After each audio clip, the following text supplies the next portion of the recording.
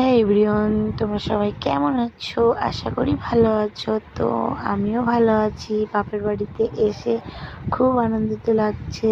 আজ এসেছি বেশ কয়েকদিন, কিন্তু ভিডিও শ্যুট করার অতটা সময় পাইনি, লং ভিডিও। তো আজকে ভাবলাম একটু লং ভিডিও করি।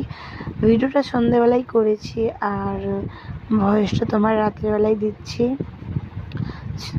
মানে দিনের বেলা অত সময় পাইনি গাইজ। আর দেখো বোন, এটা আমার ছোটো বোন, তো তোমরা দেখেছো, জানো। আর নতুন করে কিছু বলার নেই। তো বাবুরা দেখো কত আনন্দ করে খেলছে।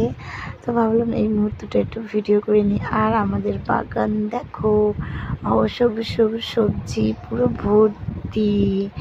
আর আমার বাবার বাড়িতে ধরতে গেলে গাইজ, মা আমার প্রচুর খাটে। আমার মা এমন কোনো সবজি নেই যে মানে লাগায় না, চাষ করে না।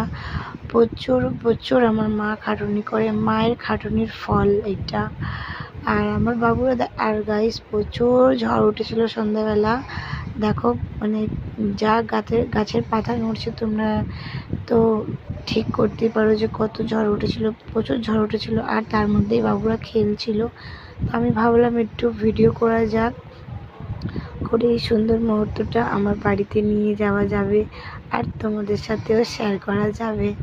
তো ভাবলাম এই জন্য একটু ভিডিও করে নিই। তো গাইজ ভিডিও করছিলাম, ভিডিও করতে করতে বাবুরা খেলছিল, আর আমি সুন্দর গাছপালা, সুন্দর আকাশ ক্যাপচার করছিলাম ক্যামেরাতে, আর তোমাদের সাথে শেয়ার করার জন্য। তো গাইজ আমার ভিডিওটা তোমাদের কতটা ভালো লাগে না জানি না। যদি আমার ভিডিওটা ভালো লাগে তাহলে একটা কমেন্ট করবে, আর না লাগলেও কমেন্ট করে জানাবে যে তোমার ভিডিও ভালো লাগে কি না লাগে। আর দেখো গাইজ, আমার ছেলে এখানে দাঁড়িয়ে আমাকে বলছে, মা এটা ডায়মন্ড, পাথরটা ডায়মন্ড। আরে হ্যাঁ, টাইসটা চকচক করছে তো গাইজ, আর সেই জন্যে আমার বাবু এরকম করে বলছে।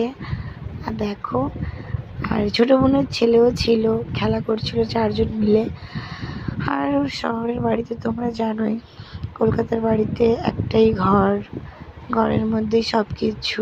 বাবুরা বেরোতে পারে না, খেলাধুলা করতে পারে না। আর বাপের বাড়িতে এলে যেন ওরা লোটালুটি খায়, আর খেলার তো অত হারা হয়ে যায়। আর গাইস, দেশ গ্রামের একটা খোলামেলা আবহাওয়া, অক্সিজেন অনেক সুন্দর লাগে। এই দেখো আমাদের পুচকু হাঁস, আর কত সুন্দর, কত কিউট লাগছে দেখো।